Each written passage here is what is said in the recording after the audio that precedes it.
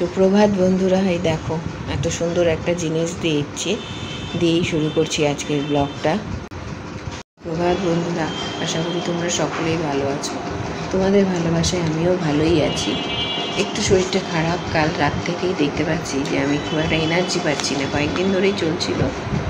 কাল একদম ওষুধের দোকানে দাঁড়িয়েছিলাম, ওকে নিয়ে হাঁটতে যখন বেরিয়েছিলাম তখন পাটা টালমাটাল করছিল, তাও খুব একটা গুরুত্ব দেইনি।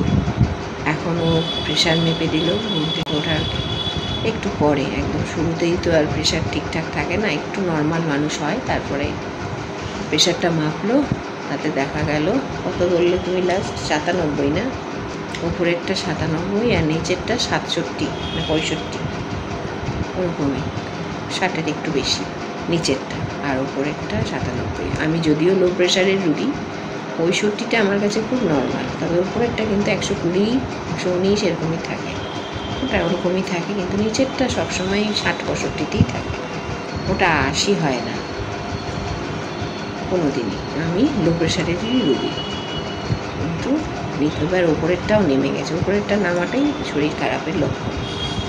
তার সাথে সাথে এই পাশটা একটু ব্যথা করছে। দেখা যাক, আসলে অনেক দিন ধরে টানা মাসের কয়েকদিন হয়ে গেল, 1 মাসের উপরে আমি ঘুমের ওষুধ খাচ্ছি টানা, সেটাও কারণ হতে পারে, জানি না। তো চলো শুরু করি আজকের ব্লগ। যদি সুস্থ থাকি সারাদিন, অবশ্যই পুরো ব্লগটা শেষ হবে। দেখা হচ্ছে কিছুক্ষণ হয়ে গেল। আর এই দেখো অবস্থাটা, আটা দিয়ে খুব বিরক্ত লাগে। এটা হলো, এবার মেটটা বসাবো, আর আজ মঙ্গলবার তাই বানাবো থ্যাকারের পনির। আমুলের পনির কিছুতেই পাচ্ছি না, কোথাও পাচ্ছি না, কোনো দোকানেও না, কি জানি কেন। আবার এইটা শেপ দেখো মাপ করতে গিয়ে। চলো এটাকে সরাই, এটা দুধ ফ্রিজে রাখতে হবে।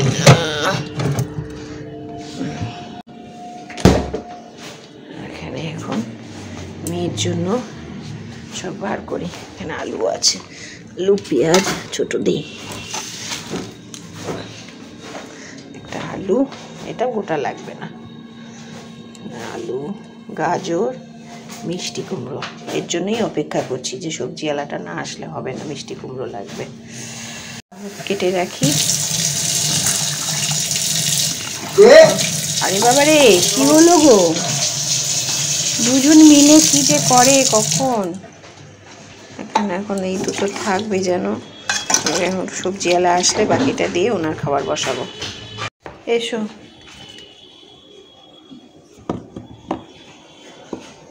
এই যে এখান থেকে কেটে দিতে হবে যেখানে থাকবে।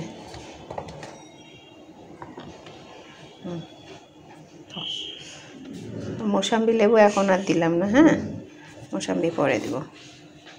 শুগো,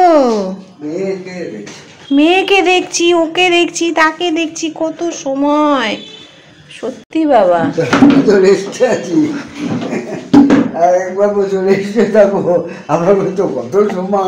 তো অন্য মানুষকে কেন আটকে রাখো, তোমার জন্য তো আমি দাঁড়িয়ে রয়েছি। হ্যাঁ, খাবার দিয়ে ফেলে রেখে কেউ যায়? কখন দিয়ে রেখেছি, অত সময় নাই আমার।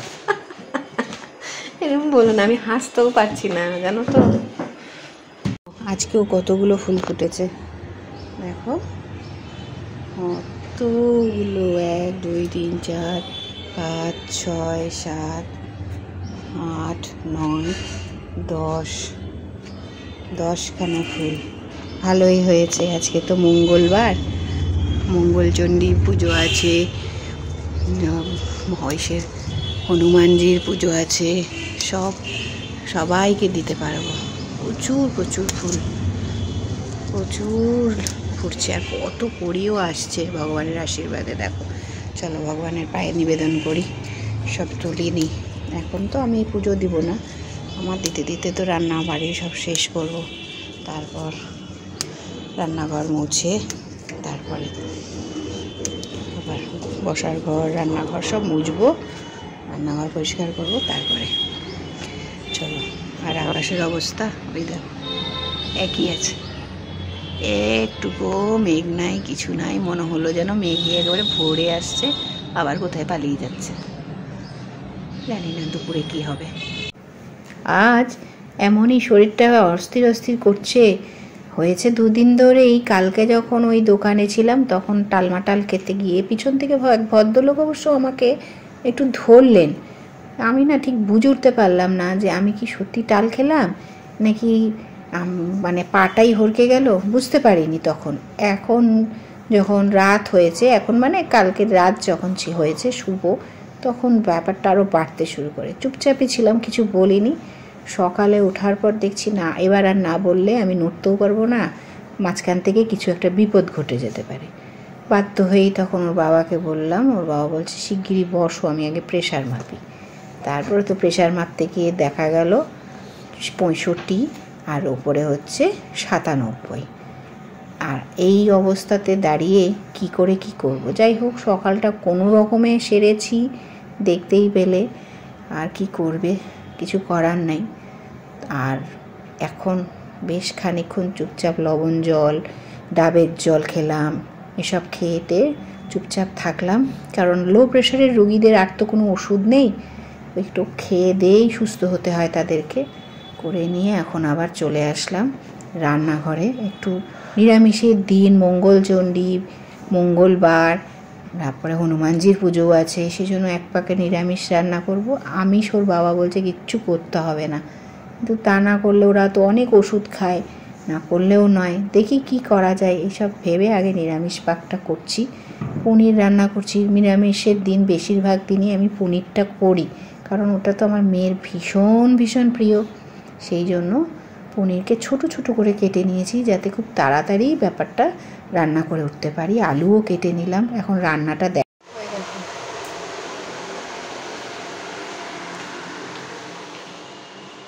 উপায় নেই, এই এতক্ষণ একটু রেস্ট নিয়ে এখন আমাকে রান্না চাপাতেই হবে, কোনো আর উপায় নেই গো বন্ধুরা। চলো, কড়াইতে তেল দিয়ে দিয়েছি। আজ কিন্তু একেবারেই আমি দেখো বেশি জোরেও কথা বলতে পারছি না, আবার খুব তাড়াতাড়িও কথা বলতে পারছি না। যদিও এখন রাতের বেলায় কিছুটা আমার সুস্থতা লাগছে, ওই সব খেয়ে টেয়ে নিয়ে একটু রেস্ট নিয়ে বা একটু সাবধান হয়ে। কিন্তু যাই বলো আর তাই বলো, প্রেশারের রুগীদের কত যে সমস্যা সে শুধু যারা এরকম অসুস্থ হয়ে যাও মাঝে মাঝে তারাই জানো। সত্যি কথা, লো প্রেশারের রুগীদের কিন্তু বোঝারই ক্ষমতা নাই তার যে প্রেশার কমেছে না বেড়েছে। কারণ হলো বুঝতে পারছি না যে আমার এটা মাথা ঘোরাচ্ছে নাকি গ্যাসের থেকে হচ্ছে না প্রেশার থেকে হচ্ছে, আমাকে ধাক্কা দিচ্ছে।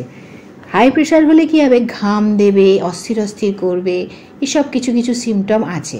কিন্তু লো প্রেশারের রোগীদের খালি শরীরটা অস্থির অস্থির করে, মনে হয় যেন একটু বসে থাকি, মনে হয় যেন একটু শুয়ে থাকি, এরকম একটা সিমটম হয়। আর কিন্তু কোনো সিমটম নেই। আর মাঝে মাঝে এরকম শরীরটা টাল খায় মানে নিজে নিজেই কেমন একটা দুলতে থাকে। আর এটা করতে করতেই আমার মনে হয় যে কখন যেন মানুষ পড়েও যাবে। তবে হ্যাঁ, একটাই ভয় কম, সেটা হচ্ছে লো প্রেশারের রুগীরা পড়ে গেলেও মরে যায় না, দুর্ঘটনা ঘটতে পারে, মাথা ফাটতে পারে। বেশ কিছু মাস আগেও কিন্তু আমার এরকম লো প্রেশার হয়েছিল, আমি বাথরুমে পড়ে গেছিলাম। কিছুক্ষণ পর আমার বর বুঝতে পেরেছে, মাথায় জল টল দিয়ে আমি যখন তাকালাম তখন দেখলাম আমি অজ্ঞান হয়ে গেছিলাম কিছুক্ষণের জন্য। দেখলাম আমার বর মাথায় জল ঢালছে আর আমার সর্বাঙ্গ ভেজা। এই হচ্ছে সিমটম লো প্রেশারের। এই কথাগুলো শেয়ার করলাম রান্নাটা করতে করতেই, এই কারণে যাতে যারাদের লো প্রেশার তাদেরকেই সাবধান করছি, যদি এই ধরনের কোনো সিমটম তোমাদের মধ্যে দেখা যায় তোমরা সাথে সাথে লবণ চিনির জল খাবে, ডাবের জল খাবে, আর অবশ্যই দরকার পড়লে ডাক্তারের কাছে যাবে। এরপরেই চলে আসলাম একদম স্নান ধুতি করে ঠাকুর ঘরে, বাকি কাজগুলো সেরে নিয়েছি টুকটুক করে। আজকে অবশ্য অনেক সময় লেগেছে। এখনকার বেদানার কি কালার, কি বিশ্রী কালার, সাদা। এটা নাকি এরকমই এখন হবে, এই জুন জুলাই পর্যন্ত এরকমই হবে, তারপরে যেই বর্ষা নামবে তারপর নাকি এটা ঠিক হবে। মানে বর্ষার জন্যও না, জুলাই আগস্ট মাসে গিয়ে এটা লং পাল্টাবে, মানে পাকবে। সব দোকানে এইরকম কালারের বেদানা, ভেতরটা কাটলে বোঝা যায়। ওপরটা দেখো কি সুন্দর, বুঝেছ, কিন্তু ভেতরে এইরকম কালার। কি আর করা যাবে, যা পাওয়া যাবে বাজারে তাই তো খেতে হবে, এটা তো আর বাড়িতে বানানো যাবে না। গাছের জিনিস, গাছের ফল যেমন হবে, পাকতে তো সময় দিতেই হবে। আসলে এটা এখন কাঁচা, এতদিন ওরা ছোট্টগুলো যেহেতু ছিল ছোট অবস্থায়, এতদিন ওরা সেই পুরনো জিনিসকেই বেচেছে, সেটা স্টক শেষ, এবারে মোটামুটি খাওয়ার মতন অবস্থায় পৌঁছে গেছে জন্য এই কালারেরই বেচছে। এমন না যে ছোটগুলো বেচে, এটা কিন্তু পরিপক্ক, কিন্তু পাকেনি এখনও। ওই যে বললাম আরও কিছুদিন গাছে থাকতে হবে, ওরা বলল।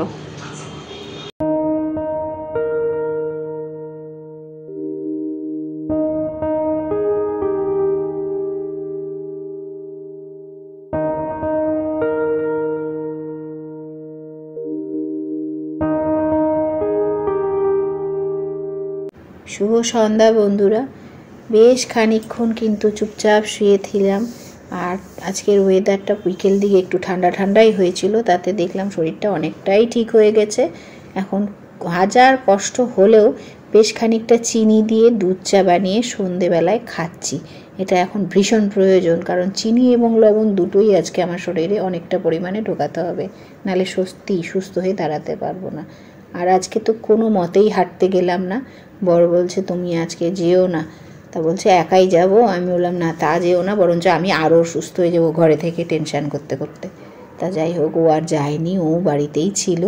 ফিজিওথেরাপি হওয়ার পর ও একটু বাইরে কেটে গিয়ে আড্ডা মারছে বাড়ির পাড়ার বন্ধুদের সাথে, আর আমি এখানে মেয়েকে একটু পড়াতে বসিয়েছি। আর কয়েকদিন ধরে রাতের বেলা করে আর তোমাদের সামনে এসে কথা বলতে পারছি না, কারণ ওই যে বললাম হরিনাম কীর্তন হচ্ছে, অষ্টপ্রহর ব্যাপীও শুরু হয়ে যাচ্ছে কালকে থেকে। আরোই কথা বলতে পারবো না, হয়তো আরও 4-5 দিন এই কীর্তন চলবে। আর ওটা সামনাসামনি কথা বলতে গেলে তো প্রচণ্ড আওয়াজ হবে, আমার কথা শুনবে না, বরঞ্চ কীর্তনটাই শুনতে পাবে। যদিও সেটাও খুব ভালো লাগবে, কিন্তু কিছু করার নেই। ক্যামেরার সামনাসামনি কথা বলতে গেলে আমার কথা না শুনে যেহেতু ওদের কথাই শুনবে, সেটা মোটেই তোমাদের ভালো লাগবে না। তাই এভাবেই এখন বেশ কয়েকদিন ধরে ব্লগটা শেষ করছি। তা চলো আজকের ব্লগটা এখানেই শেষ করি। সকলে ভালো থেকো, সুস্থ থেকো, আর অনেক সাবধানে থেকো। দেখা হবে নতুন একটা ব্লগে। শুভরাত্রি বন্ধুরা।